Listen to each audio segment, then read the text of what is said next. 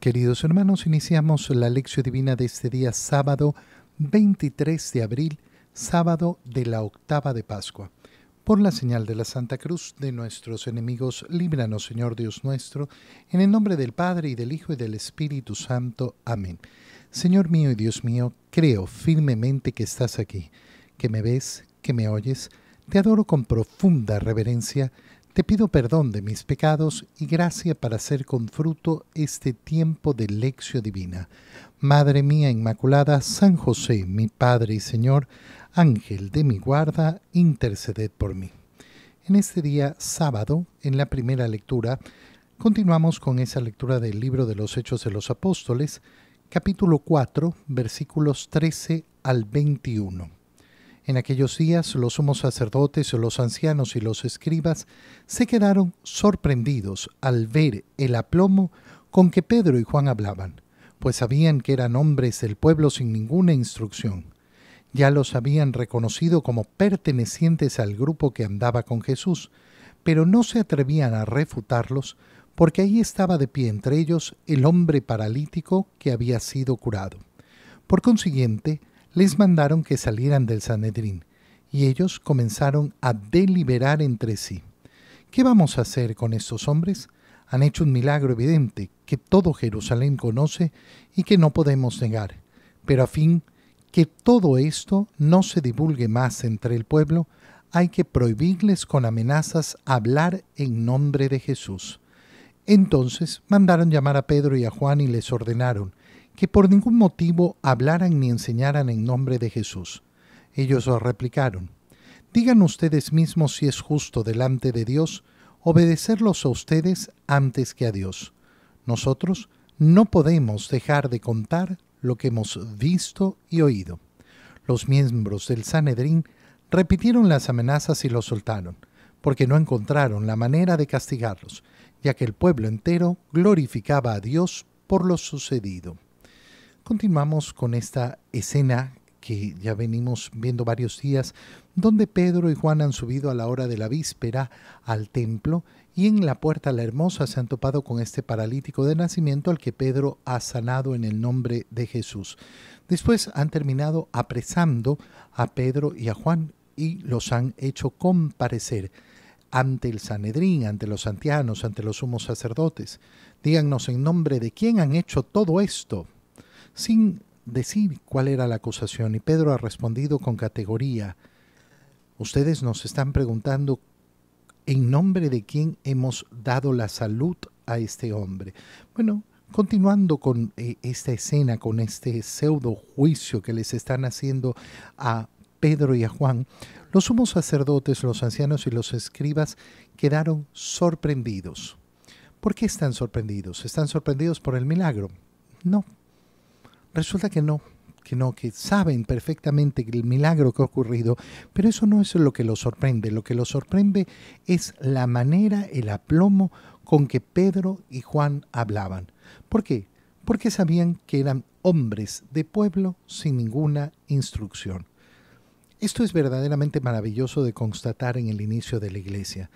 El Señor no se ha elegido a los más instruidos, no se ha elegido a los más grandes, no se ha elegido a los que tienen más atributos, a los que tienen más personalidad, a los que no sé qué, a los que no sé cuánto. No. Ha elegido a los humildes pescadores. ¿Para qué? Justamente para comprobar la gracia de Dios, justamente para que se compruebe cómo es la acción de Dios la que se realiza a través de ellos. ¿Quién va a aceptar, por tanto, el mensaje de los apóstoles? Aquel que tenga la humildad para hacerlo. Aquel que no tenga la humildad para hacerlo, aquel que no quiera reconocerlo, no los va a reconocer. Ya los habían reconocido como pertenecientes al grupo que andaba con Jesús, pero no se atrevían a refutarlos. ¿Por qué? Porque ahí estaba de pie entre ellos el hombre paralítico que había sido curado. Ahí estaba junto a ellos. Y entonces, claro, ¿qué les van a decir? No, ustedes han sanado falsamente. Pero aquí está el hombre. Aquí está el hombre. Y qué importante es darse cuenta que no tienen pruebas, como tampoco las tuvieron con Jesús. Pero ya no pueden seguir en la misma línea. Ya no pueden seguir haciendo lo mismo que hicieron con el Señor. Entonces les mandaron que salieran y comienzan a deliberar. ¿Qué vamos a hacer con estos hombres? Han hecho un milagro evidente y todo Jerusalén lo conoce. Fíjate el punto de partida, que es tremendo. Nos damos cuenta del milagro, pero no estamos dispuestos a aceptarlo. ¿Por qué? Ya lo hemos dicho. Porque están ideologizados. Aquel que está ideologizado, no hay nada que lo convenza de lo contrario de la idea que ya tiene preestablecida en su cabeza. Por eso es tan peligroso dejarse llevar por las ideologías. Tan peligroso. Cómo corta la libertad verdadera del ser humano. Cómo la destruye de una manera tremenda. Un milagro evidente. Pero nosotros, ¿qué hacemos? No podemos negar el milagro, pero no podemos permitir que se divulgue más entre el pueblo. Hay que prohibirles con amenazas hablar en nombre de Jesús. ¿Qué vamos a hacer? Amenazarlos. ¿Qué vamos a hacer en definitiva? Meterles miedo. El enemigo de la evangelización. El primer enemigo de la evangelización, el miedo, ¿no? ¿Por qué? Porque es arma favorita del demonio siempre. Siempre el miedo, la vergüenza, el miedo, la vergüenza. No, es que ¿qué va a pasar? Es que no sé qué, es que no sé cuánto. Listo. Ahí no va a haber un corazón libre. Y efectivamente ellos lo saben. Están actuando en nombre del demonio. Y por tanto lo que quieren meter es miedo. Los mandan a llamar a Pedro, a Juan y les ordenaron que por ningún motivo hablaran ni enseñaran en nombre de Jesús. Y entonces la respuesta. Digan ustedes mismos si es justo delante de Dios obedecerlos ustedes antes que a Dios. No se puede.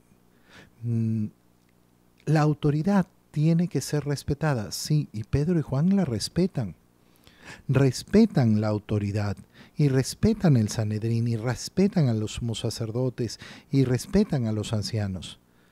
Pero hay un momento en que toda autoridad se deshace y es el momento en que manda ir en contra de Dios. Ahí no hay nada que obedecer. No se puede obedecer a la autoridad que pretende hacernos actuar en contra de Dios. Nosotros no podemos dejar de contar lo que hemos visto y oído. Nosotros somos, sobre todo, testigos. Eso es lo que están diciendo Pedro y Juan. Somos testigos del resucitado y no vamos a callarnos, porque si ha resucitado es por obra de Dios, porque Dios nos ha mandado a proclamar, a anunciar a todos que Cristo vive, que Cristo ha resucitado. Los miembros del Sanedrín repitieron sus amenazas y los soltaron, porque no encontraban manera de castigarlos. El pueblo glorificaba a Dios. Y efectivamente, se cumple entonces lo que el Señor había prometido a sus discípulos. Cuando ustedes los lleven a comparecer ante los juzgados, no se preocupen de qué van a decir, porque el Espíritu pondrá las palabras necesarias en su boca. Y efectivamente, Pedro y Juan se han defendido y han rebatido todo lo que los han tratado de acusar, sin poder efectivamente hacer nada. La confianza verdadera en el Señor es la que nos lleva a desprendernos de los miedos. La confianza verdadera, profunda en el Señor es la que nos lleva a desprendernos de los miedos. En el Evangelio, hoy día leemos el Evangelio de San Marcos, capítulo 16, versículos 9 al 15. Habiendo resucitado, al amanecer del primer día de la semana, Jesús se apareció primero a María Magdalena, de la que había arrojado 7 demonios. Ella fue a llevar la noticia a los discípulos, los cuales estaban llorando, agobiados por la tristeza. Pero cuando lo oyeron decir que estaba vivo y que lo habían visto, no le creyeron. Después de esto se apareció en otra forma a 2 discípulos que iban de camino hacia una aldea. También ellos fueron a anunciarlo a los demás, pero tampoco a ellos les creyeron. Por último, se apareció Jesús a los 11, cuando estaban a la mesa, y les echó en cara su incredulidad y dureza de corazón, porque no les habían creído a los que lo habían visto resucitado. Jesús les dijo entonces: vayan por todo el mundo y prediquen el Evangelio a toda criatura. Palabra del Señor. El Evangelio de San Marcos, que es un evangelio más sintético, nos resume en muy pocas líneas todo lo ocurrido el día de la resurrección. Qué bonito leerlo hoy, día sábado, en que ya estamos concluyendo esta octava de Pascua. ¿Por qué? Porque a lo largo de toda la semana hemos ido leyendo los distintos evangelios de todos los particulares que nos van contando sobre ese día de la resurrección. Cada evangelio tiene sus matices, cada evangelio tiene sus formas de narrar. Y San Marcos nos hace un resumen de todo lo que hemos ido escuchando a lo largo de la semana. Es muy bello. El Señor ha resucitado al amanecer del primer día de la semana. Eso es lo que sabemos, al amanecer del primer día de la semana. Ese ha sido el momento de la resurrección. El primer día de la semana es el domingo. Y Jesús se apareció primero a María Magdalena. María Magdalena, nos da el dato San Marcos, era una mujer de la cual el Señor había arrojado 7 demonios. ¿Quién es María Magdalena? Siempre está esa gran polémica, si María Magdalena es la misma María, hermana de Marta, hermana de Lázaro, o se trata de otra. Lo que sabemos de María Magdalena con precisión es esto. Hay algunos que la ubican como la mujer adúltera a la cual el Señor ha salvado, a la cual querían apedrear. Pero no parece que sea eso, sino que María Magdalena le ha sacado 7 demonios. Una posesión muy fuerte, y que el Señor la ha liberado. Y ella, después de haber sido liberada, ha amado mucho al Señor. Este dato es sumamente importante. ¿Por qué? Porque nos muestra que toda persona está invitada a caminar el camino del Señor. Y puede ocupar sitios de privilegio. Oye, una posesa, 7 demonios en ella, ponla a un lado. No, ha sido la primera discípula en ser testigo de la resurrección, en ser testigo del Señor, y ha sido la primera enviada a anunciar a los discípulos. Pero claro, no le creyeron. Y el Señor les va a recriminar eso. Pero es que ¿cómo le vamos a creer a esa mujer que no sé qué, que no sé cuánto?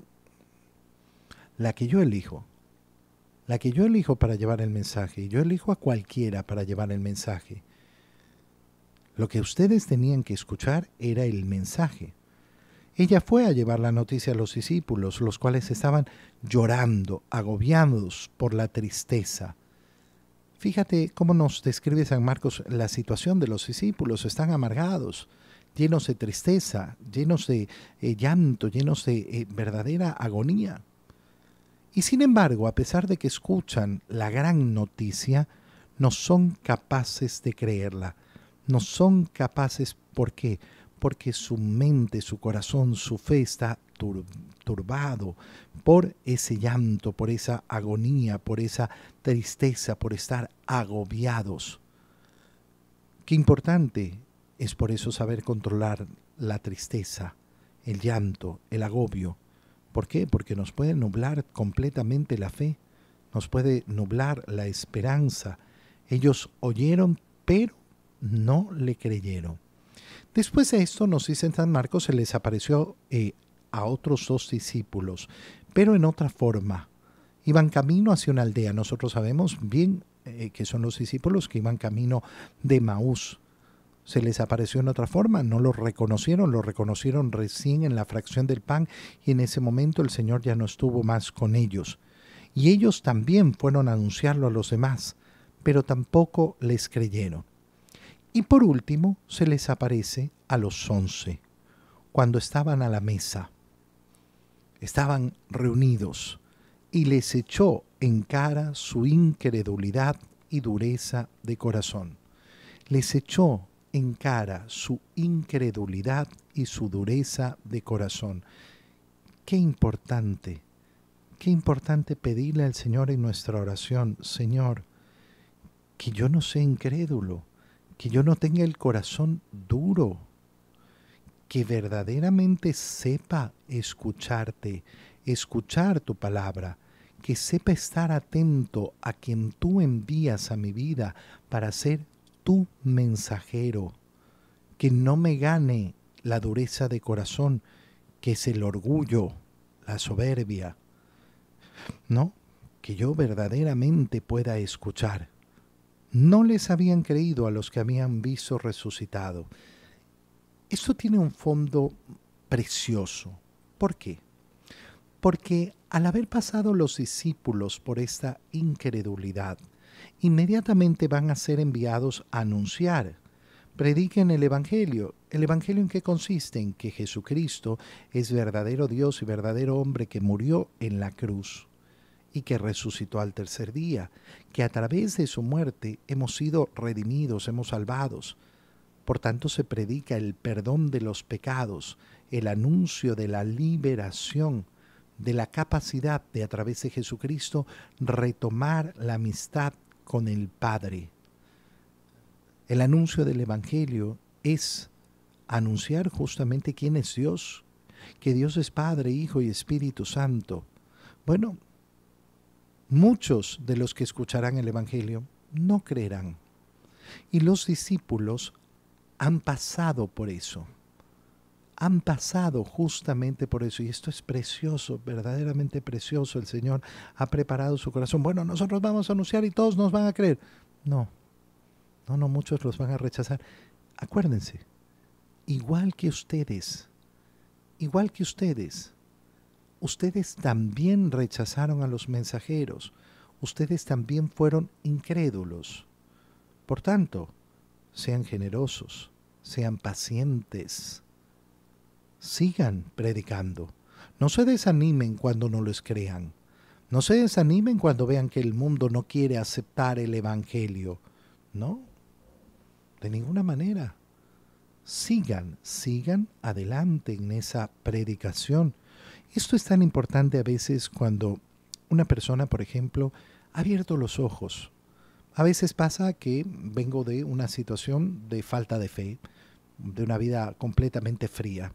O a veces pasa de venir de una tibieza, de un católico de esos que se llaman light, ¿no?